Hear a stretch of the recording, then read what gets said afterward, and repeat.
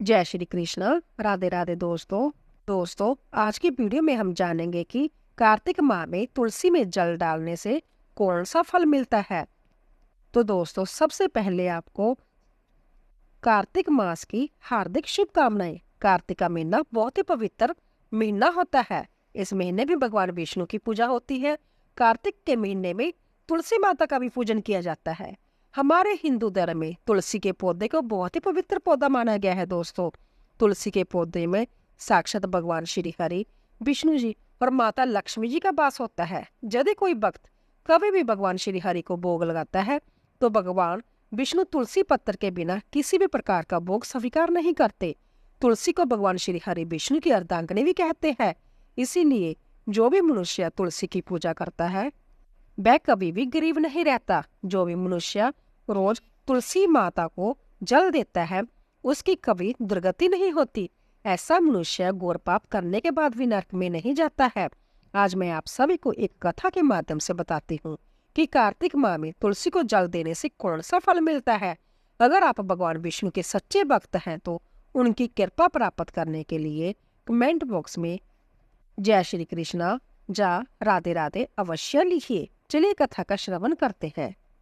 एक समय की बात है, भगवान विष्णु जी के पास माता लक्ष्मी जी आती है और विष्णु जी से कहती है कि हे स्वामी, आप तो तीनों लोकों के स्वामी हैं, आप ही सृष्टि के संचालक हैं, परंतु आप फिर भी इस तुलसी के पौधे की पूजा क्यों करते हो? इसे नित्य जल क्यों चढ़ाते हो? मैं इस पौधे को जल चढ़ाने का महत्व जानना चाहती हूँ। माता लक्ष्मी की बात सुनने के बाद भगवान विष्णु बोले, हे देवी लक्ष्मी, तुलसी साक्षात लक्ष्मी जी का ही रूप है और माता लक्ष्मी धन की देवी है और आपकी नित्य पूजा करने के करोड़ों फायदे हैं जो मनुष्य को पता नहीं होता। और तो और तुलसी के पौधे पर नित्य नियम से जल चढ़ाने मात्र से मनुष्य के करोड़ों पाप नष्ट हो जाते हैं। हे देवी लक्ष्मी, तुलसी का महत्व तो बहुत है, परंतु इसका खास महत्व कार्तिक महीने में होता है। हे देवी लक्ष्मी, चलो मैं तुम्हें तुलसी को जल देने का महत्व बताने से पहले एक अत्यंत प्राचीन कथा सुनाता हूँ। इस कथा के माध्यम से तुम्हें तुम्हारे सारे प्रश्नों के उत्तर मिल जाएंगे, इसलिए तुम इस कथा को ध्यान से सुनना।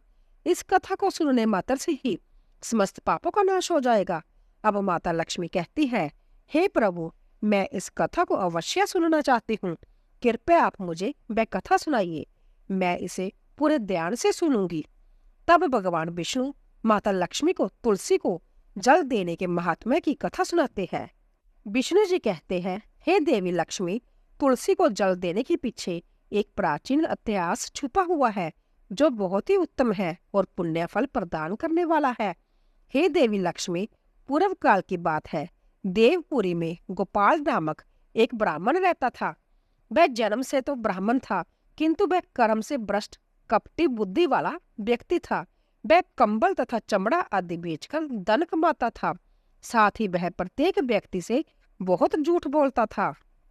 उस ब्राह्मण का मन हमेशा बुरे कामों में लगा रहता था। वह सभी के जहां पर चोरी करता, उसको वेश्यागमन और जुए की भी बहुत बुरी आदत थी। उसने अपने जीवन में कभी पुण्य के काम नहीं किए थे। वह सिर्फ नाम का ब्राह्मण था। उसने कभी भी शास्त्रों का अध्ययन नहीं किया था, कभी पूजा पाठ भी नहीं किया था। सदैव अपना मन दूसरों के धन को पाने के लिए लगाए रखता था। दूसरों की स्त्रियों को देखते ही उसकी लार टपकती थी। गोपाल दिन में जो भी धन कमाता था वह उस धन को रात्रि में वेश्याओं के साथ रात बिता के उनके साथ गमन में खत्म कर देता था। इस प्रकार वह अत्यंत पापी ब्राह्मण अपना जीवन केवल पाप के कार्य को करने में व्यतीत करता था। वह इतना कपटी ब्राह्मण था कि उसने अपने मुख से कभी भगवान श्री हरि विष्णु का नाम भी नहीं लिया था और न कभी देवी देवताओं का पूजन किया था। अब भगवान विष्णु कहते हैं कि हे देवी लक्ष्मी, इस प्रकार से पाप करते हुए उस ब्राह्मण को अनेक वर्ष बीत जाते हैं। फिर एक दिन उस ब्राह्मण ने कंबल खरीदी और बिक्री करने के लिए अरुणाचल नगरी में पहुंच जाता है। अब उस नगरी के पास से नर्मदा नदी बहती थी। वह नदी बहुत ही पावन थी, इसीलिए उस नदी में स्नान करने के लिए दूर दूर से बहुत से लोग आया करते थे। जब वह गोपाल ब्राह्मण वहां पहुंचा तो उसने देखा कि आज भी वहां पर कई सारे ब्राह्मण आए हुए हैं, पर वह ब्राह्मण उसी नदी के किनारे एक आश्रम में ठहरता है। गोपाल वहां देखता है कि उस आश्रम में तो अनेक विद्वान ब्राह्मण हैं जो प्राणों का पठन तथा भगवान विष्णु की स्तुति करने में मगन है। अब वह पाखंडी ब्राह्मण गोपाल भी डोंग करता हुआ वहीं पर उनके साथ रुक जाता है और उन विद्वान ब्राह्मणों के साथ जब वह रुकता है तो उसे भी भगवान श्री हरि विष्णु का नाम सुनने का अवसर मिल जाता है। क्योंकि उस ब्राह्मण को बिक्री करनी थी तो वह वहीं पर कुछ दिन रुक जाता है। अब वह वहां पर जब रुकता है तो देखता है कि वहां पर आए हुए लोगों ने गायों का पूजन करके ब्राह्मणों को भोजन कराया। तो उस पापी ब्राह्मण ने भी उन सभी के साथ बैठकर भोजन किया और भगवान का प्रसाद भी ग्रहण किया। भगवान विष्णु कहते हैं, हे देवी लक्ष्मी, वहीं पर उस आश्रम में एक तुलसी का पौधा था। सबको देखकर वह पाखंडी ब्राह्मण भी जाने अनजाने में ही उस तुलसी के पौधे में जल डालने जाने लगा था। वह श्रद्धा भाव से नहीं जाता था। उसके मन में कोई विचार नहीं था कि वह क्या कर रहा है। वह रोज सुबह उठकर एक पात्र में पानी लेकर तुलसी के पौधे में डालता था। उसे ऐसा करते करते लगभग एक माह व्यतीत हो चुका था। अब उस पाखंडी ब्राह्मण ने जो भी कार्य किए थे वह कार्तिक में किए गए थे। क्योंकि वह ब्राह्मण तो पाखंडी था तो उसे कुछ पता भी नहीं था कि कार्तिक का महीना चल रहा है। अब भगवान विष्णु कहते हैं, हे देवी लक्ष्मी, एक दिन की बात है जब वह ब्राह्मण आश्रम में सोया हुआ था तब उस स्थान पर एक सर्प आ गया और जब वह ब्राह्मण सो रहा था तो उस सर्प ने उसे नींद में ही काट लिया और उस पापी ब्राह्मण की नींद में ही मृत्यु हो गई। सुबह जब अन्य ब्राह्मणों ने उसे बेहोश अवस्था में देखा तो उन्होंने उसके मुख में तुलसी पत्र और तुलसी का जल डाल दिया, परंतु उसको होश नहीं आया। फिर सभी ब्राह्मणों को पता चला कि उसकी मृत्यु हो गई है। उस पापी ब्राह्मण की मृत्यु के बाद उसकी आत्मा को लेने के लिए उस स्थान पर जम के 2 दूत प्रकट होते हैं और उसे पकड़कर जमलोक ले जाने लगे। जब वह जम के दूत रास्ते में ब्राह्मण को ले जा रहे थे तब वह पापी ब्राह्मण विलाप करने लगा और जमदूतों से कहने लगा, हे जमदूतों, मुझे आप कहाँ ले जा रहे हो? मेरी मृत्यु किस कारण से हुई है? मैंने कौन सा पाप किया है? तब जमदूत ने कहा, अरे पापी दुष्ट ब्राह्मण, तूने जन्म से लेकर मृत्यु तक बहुत पाप किए हैं।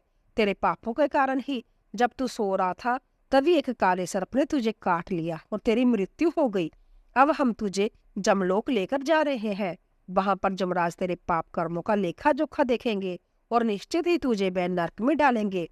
उन जमदूतों की बात सुनकर वह ब्राह्मण जोर जोर से विलाप करने लगा और उन जमदूतों से क्षमा याचना करने लगा, किंतु जम के दूतों को उस पर जरा सी भी दया नहीं आई, क्योंकि वह मृत्यु के देवता की आज्ञा का पालन कर रहे थे और वह उसे पीटते हुए जमलोक लेकर चले गए।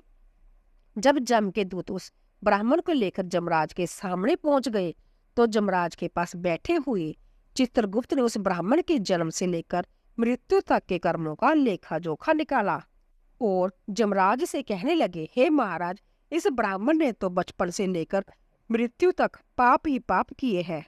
इसने कोई पुण्य का काम कभी किया ही नहीं है। यह तो महापापी है।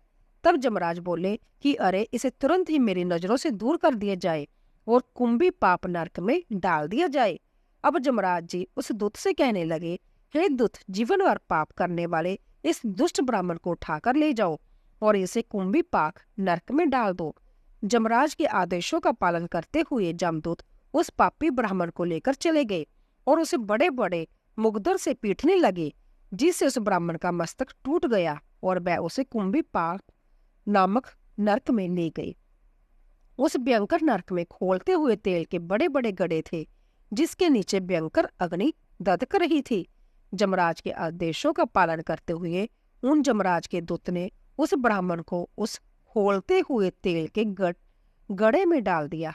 अब भगवान विष्णु कहते हैं कि हे देवी लक्ष्मी, लेकिन जैसे ही वह ब्राह्मण उस खोलते हुए तेल के गड्ढे में गिरा, वह तेल तुरंत ही एकदम से ठंडा पड़ गया। इस विचित्र घटना को देखकर उस जम के दूत को बड़ा आश्चर्य हुआ।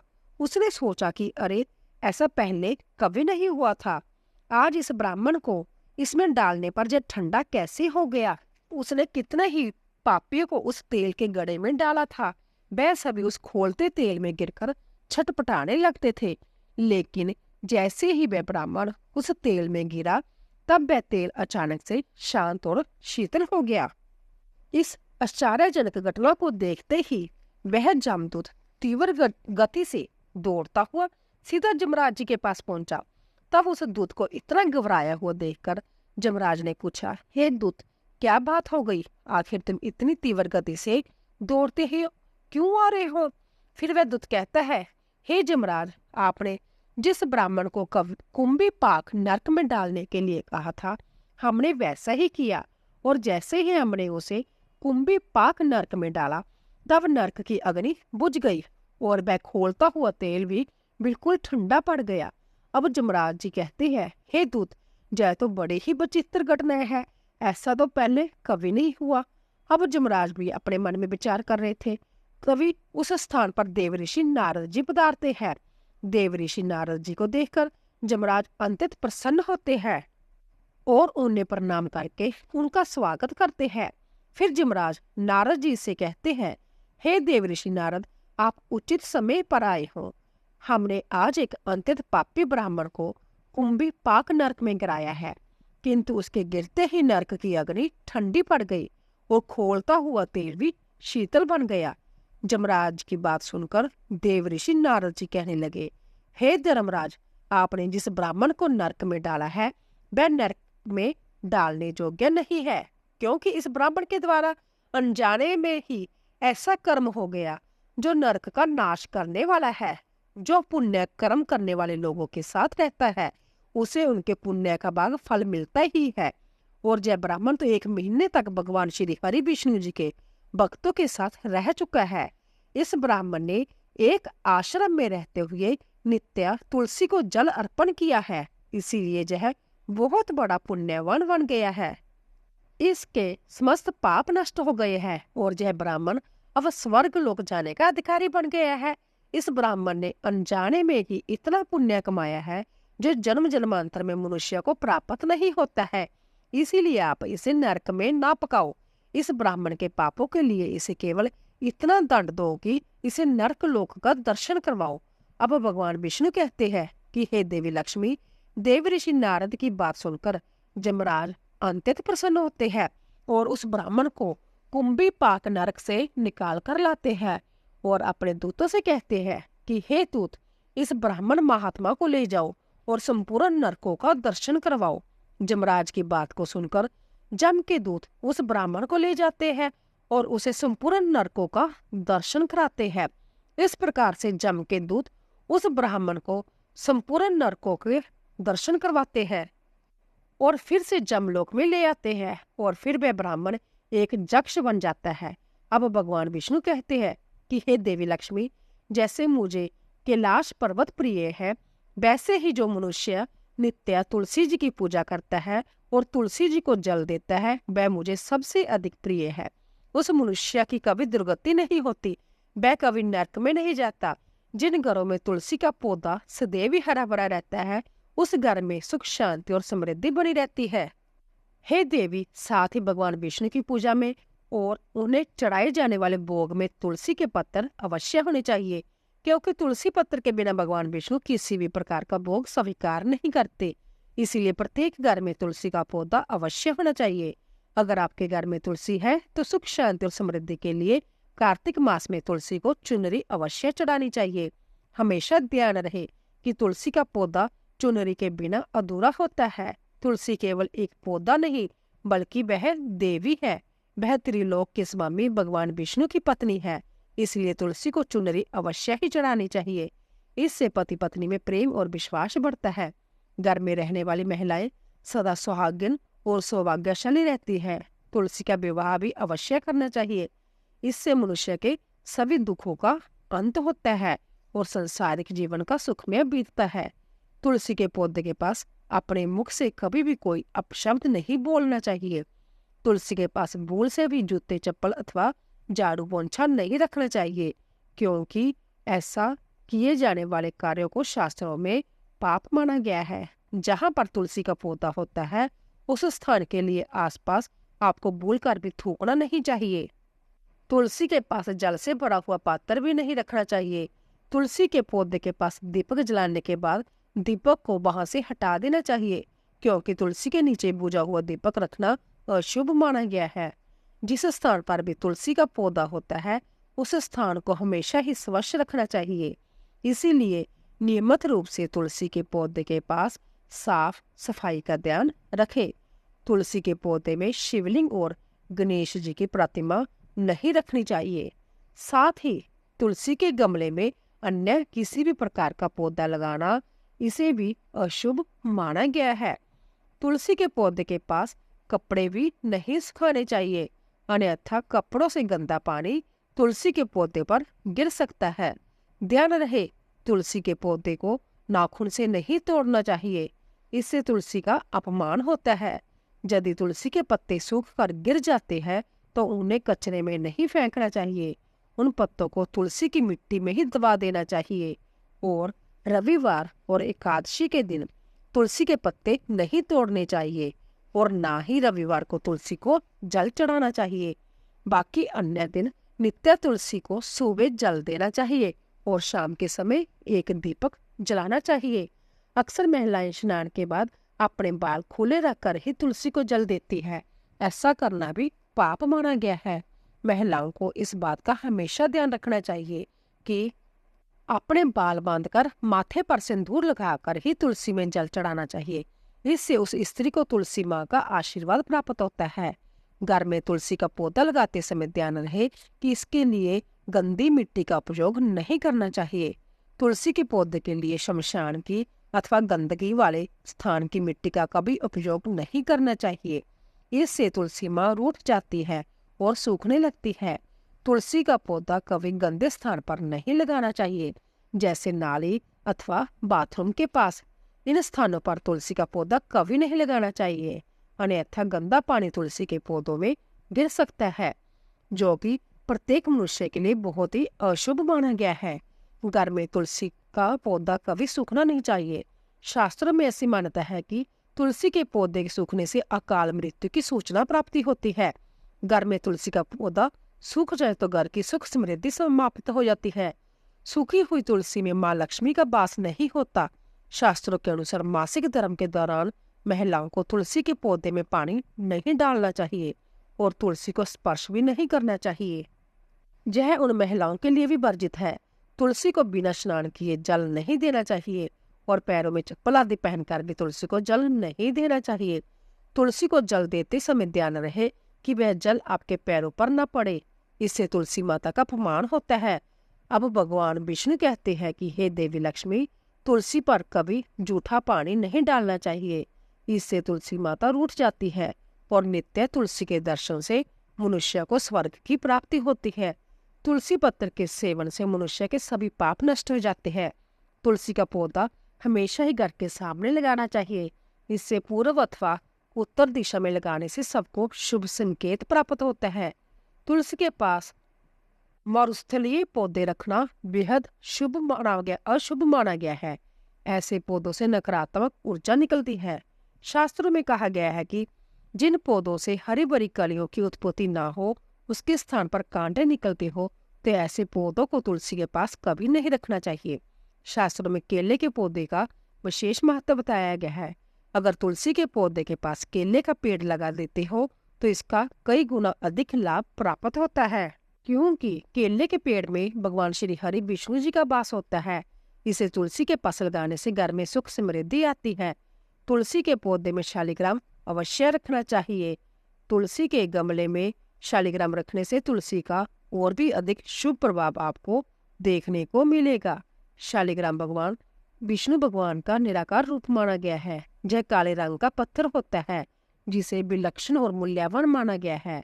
इसे अगर तुलसी के गमले में रखेंगे तो आपके घर में संपूर्ण नकारात्मक ऊर्जा नष्ट हो जाएगी। घर में केवल एक ही शालिग्राम की पूजा करनी चाहिए। पुराणों में कहा गया है कि भगवान विष्णु की मूर्ति से बढ़कर शालिग्राम का पूजन करना ज्यादा उत्तम होता है। शालिग्राम को चंदन लगाने के बाद एक तुलसी का पत्ता रखना चाहिए। प्रतिदिन शालिग्राम को स्नान कराना चाहिए। ऐसा करने से सभी जन्मों के पाप नष्ट हो जाते हैं। शालिग्राम भगवान सकारात्मकता और सात्विकता का प्रतीक होते हैं। भगवान विष्णु कहते हैं कि हे देवी लक्ष्मी, जो भी मनुष्य मेरे द्वारा बताएगी इन बातों पर अमल करता है, मैं निश्चय ही बहुत ही जल्द सुखी और करोड़पति बन जाता है। तब माता लक्ष्मी कहती है कि हे नाथ, आपका मुझे इस कथा का श्रवण कराने के लिए धन्यवाद। इस प्रकार से भगवान विष्णु ने देवी लक्ष्मी को कार्तिक मास में तुलसी के पौधे को जल देने का महत्व बताया और घर में तुलसी का पौधा लगाने के नियम बताए। जो भी मनुष्य भगवान विष्णु के द्वारा बताएगी इन बातों को ध्यान में रखकर चलता है तो अवश्य ही उसे पुण्य फल की प्राप्ति होती है और काल भी उसका कुछ नहीं बिगाड़ सकता। आपको हमारे द्वारा सुनाई गई कथा कैसी लगी, कृपया कमेंट बॉक्स में अवश्य बताइए। तो दोस्तों फिर मिलते हैं एक नई कहानी के साथ। तब तक लिए जय श्री कृष्ण, राधे राधे।